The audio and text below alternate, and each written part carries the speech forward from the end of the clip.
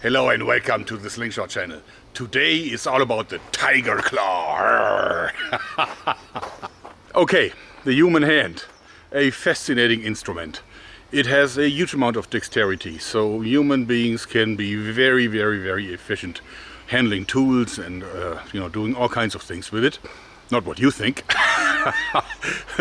Although I guess technically, yes, you can even do that. But in any case, I noticed that the hand is incredibly strong. Even though you don't see any muscle, those are mostly all in your forearms here, there is still, the grip strength is a great feature of human beings. And of course it's coming from our ancestors who were able to climb trees and just holding on with your fingers. So when I shot with my latest instant Legolas longbows, I noticed that that is actually still the case. Human hands are very strong. So I'm making my instant Legolas for the longbow ready to be shipped to Todd from Todd's workshop, because we will do a collab, so including Shad from Shadiversity. In any case, I removed the second bow for a moment. I can reinstall it at any time, of course, to optimize everything. And also because this is just a 55-pound longbow, I don't need any draw assistance for this one.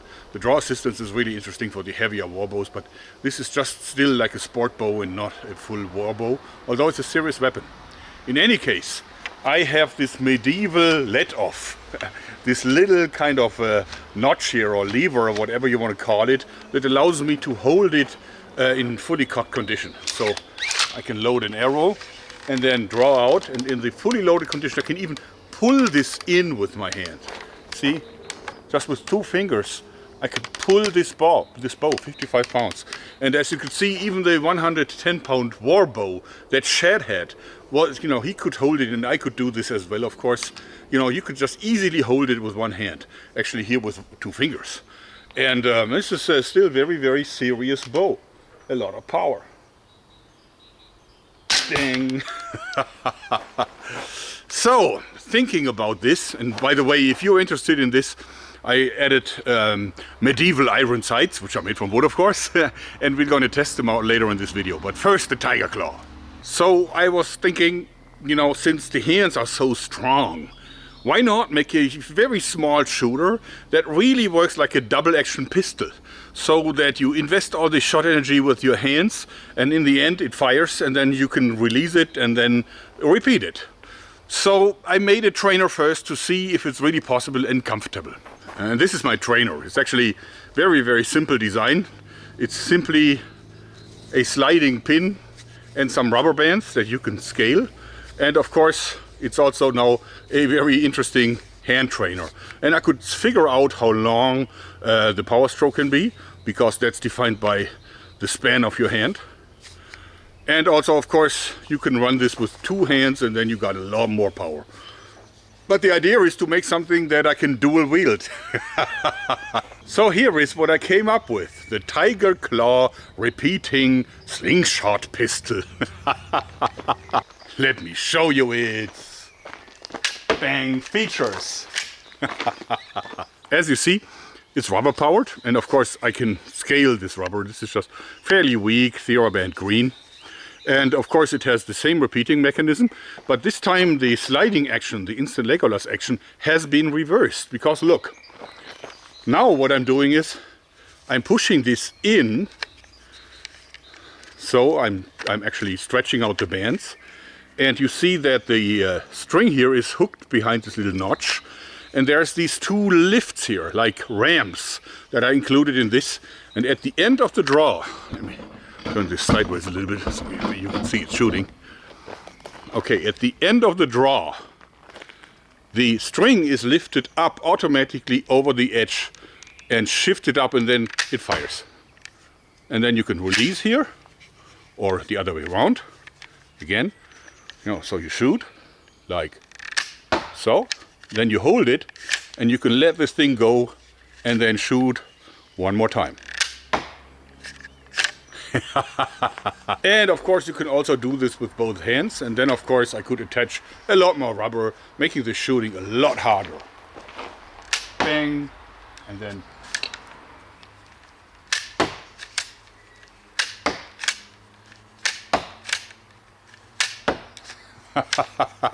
Quite fast shooting, wouldn't you think? So is this a weapon or a toy? Well, I would say it's definitely a toy. But mind you, it shoots these really dangerous, sharp, broadhead equipped bolts. So I definitely don't want to be hit by one. And of course, when you build your grip strength up, it would be very, very easy to go to TheraBand blue or black or even silver.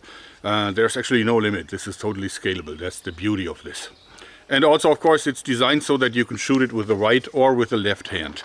So the dual wield would be possible if I would still have enough plywood to make another one, which I don't. I think I need to do some shopping, but during lockdown, you know, you have to stand in line for an hour or so before you can go into the do-it-yourself hardware market here. Clank. Clank. Bang. Bang. Does this have potential? Well, maybe. I mean, this is too weak for my taste, and that's also because of the very short acceleration. But think about it. Could very easily make two larger ones that you could cock by pressing them against your chest, like, and then ding. So something like that would be perfectly viable, I think. It's just that this sliding concept has a lot of promise. Quick shooting, modern day repeating crossbows with intelligent repeating mechanisms. I love them. And by the way, this little bit of duct tape here is simply to protect the knots from the chafing, because there is some chafing here. So therefore I wrapped it so that the bands will last longer. This is still tied very much the conventional knot in tube method way. So as you see, there are more rubber bands here. So these are the main rubber bands that shoot, but you also need rubber bands so that the action actually resets itself, like so. So you can fire again. That's very important. And it wouldn't do that without the additional set of rubber bands. As promised, some more instant Legolas for the longbow footage. As I always said, one of the big advantages of a device like this is that you can install an aiming device. And I have been using red dot sights plenty of times. It's just that in medieval time there was no red dot sight. So I tried to think about an adjustable aiming system that could have been made in medieval times, so that Todd can replicate it using ancient materials and technology. Therefore I installed this here. Yes, these two things here are the element of my medieval aiming system. Let me show you its features. Okay, we begin by this here. As you see, there is a scale on this here, and you would just use this for different distances. So this one here, the top one, is for 50-meter distance, which is the longest that I'm shooting it here. And this is for like shorter distances, like 10-meter distance and so on. And these lower two actually have no purpose right now. They would only come in handy if you would install a weaker bow or use heavier arrows. And this is the front sight. And the adjustability is all in the rear side, sights here. As you can see, there is a slot here, so I can move the rear sight sideways. Therefore, it is fully adjustable. You compensate here for the height, for the elevation, and then you can move it sideways to shoot it in. Let's do 5 shots from 10 meters first. The beauty is that you have a lot of time aiming with this because you have the medieval let-off. This means that you're not shaking as much because, you know, on a longbow like this, of course, the draw is the heaviest at the end position. So usually longbow shooters try to draw out and instantly and immediately release. This is not necessary with this contraption here.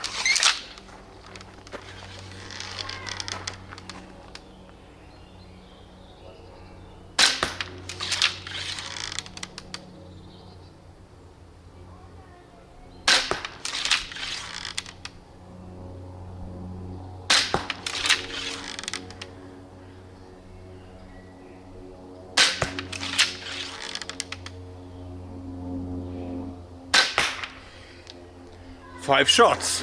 That's certainly not record-breaking, but 4 of them have been on a quite close group. So I'm not unhappy, because without the aiming sight I would not really have been able to do anything like this. But let's now see if this is accurate enough to also hit from a longer distance. A lot of people keep saying that the instant Legolas would not work over distances like 50 meters. That's exactly what we're going to find out. Okay, the target is far down there downrange. I hope you can see it in the video, because here in the glaring sunlight I cannot. Not in the camera at all. And I will consider it a success if I hit the target like 3 out of 5 times, because without the aiming device there would be no way in heck that I would ever be able to achieve that. Okay, let's go.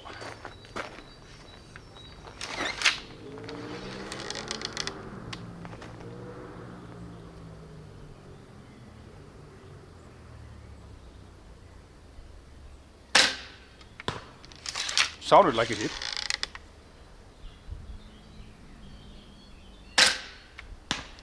Another hit.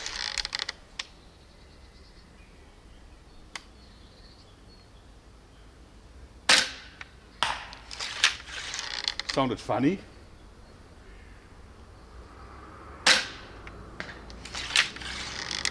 Okay, one more. Let's see what I hit. Wow, that is the result from 50 meters. There's only one that came in low. I guess that was the one that sounded funny. But the rest of them are all on the target. It's like a man size, like an upper chest size target.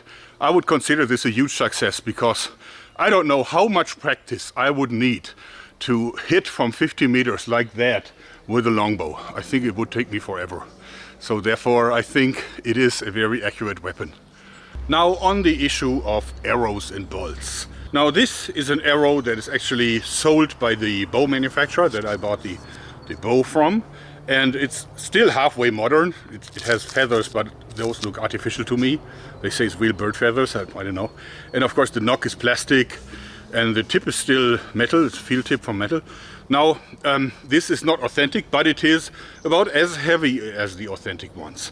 And of course the bolts that I'm using are a lot shorter and a lot lighter. Let's put them on the scales. Okay, so that's like 33 grams. 34 grams, I guess, in the middle. Now let's take this one. This one is just 16 grams. Of course, that's far lighter. So there was debating. Now the heavier arrow actually is necessary for the longbow. As we see, it doesn't break when you shoot a lighter arrow. But in any case, they say that the reach would be more far because of the air resistance, slowing down a lighter arrow quicker than a heavy arrow. Well, that's what I want guys like Shad and Todd and Modern History TV like to find out. Because I don't really have the ground here to test long range. Maybe they have. In any case, people keep forgetting that a short bolt does not necessarily have to be lighter. It can be heavy, even heavier than this one. And one of the methods that I'm using for these things is I take like the tip, including the insert, out of a bolt. Usually I just use a bolt where it's been falling out, because that happens every now and then. You have to re-glue it. Now I took it, then I took this shashlik pin, cut off the tip, put it in there, and then I saw off a piece of a nail, of a steel nail, and put it in here so that it sits right behind the tip. I made 2 of these, and you can even hear it rattling a little bit because I was doing kind of a sloppy job, so there is some play. But of course these arrows are now very heavy. Okay, let's now weigh one that has the steel nail inside. So that one has 39 grams. And the other one also 39 grams. So those here are now heavier than this one, although not much. And for comparison, let's remove the field tip and screw in one of these really super vicious bodkin tips that you can buy in my store. Because they are like hardened, they're very pointy, and they will penetrate through pretty much anything. We are now putting in 4 different bolts. We're starting with a lightweight but bodkin tipped bolt. Okay. Then we take a bodkin tipped heavy bolt. Then we take the heavy field tip bolt. And last not least, a normal field tip bolt, lightweight. Let's do it. Okay, normal bolt with the bodkin tip. Okay. All right. Now we're shooting the heavy bolt with the bodkin tip.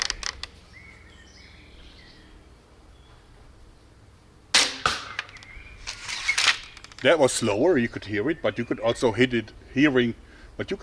it hitting with authority. Now we're shooting the heavy bolt with the field tip. Slower as well. And last not least, the normal bolt.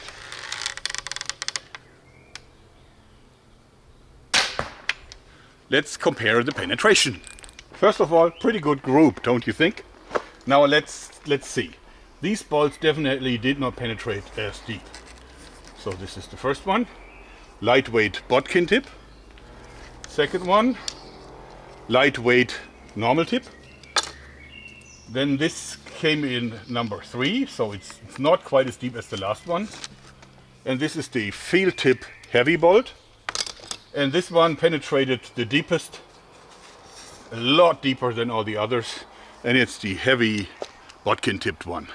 I also have to say that the shock when shooting the heavier bolts was a lot lower than the shock with the lighter bolts. You could really see this bow wants heavier bolts because it has a built-in string stopper, which is also great because, see, I don't need any arm protection. This string can never hit my arm since it's reliably stopped by the box here, by the U-shaped guiding box that guides the sliding instant Legolas. So, but I'm really pleased with this sighting system. As you see, it's a great advantage. I have all the time in the world to aim, and I can aim through the sights here. I don't have to try to angle along the arrow and then shoot a little bit to the lower right and so on. All these tricks that the natural shooters do. But of course, it's a little bit like cheating. But who says cheating isn't a good thing every now and then, if you know what I mean.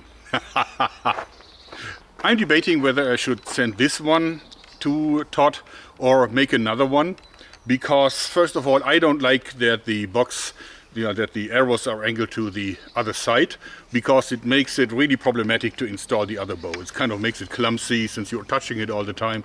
So I think it would be better to turn it around. So I would have to build a new one, since this one now has the trigger on this side and it can't simply be flipped around. So I'm thinking about making a new one, but this time maybe a little bit more medieval, if not full-on medieval. Because on the internet, since as I explained, hardware store is not a good idea right now, but on the internet I found someone who is selling these really nice boards. And this is beech. Actually, this is a tree where lots of them in my own garden. So I believe that it's absolutely solid enough for an instant Legolas. And maybe I'm going to make one for Todd that is using this in order also to prove that regular wood is strong enough. Now, could these boards have been done by a medieval carpenter? Sure, absolutely, absolutely. They had everything that they needed, and the precision of the hand was amazing, specifically if done by a craftsman with like 30 years of experience or so. So I hope you like this, because that's it for today. Bing! Bing! Bing! Oops! Oh, one more. And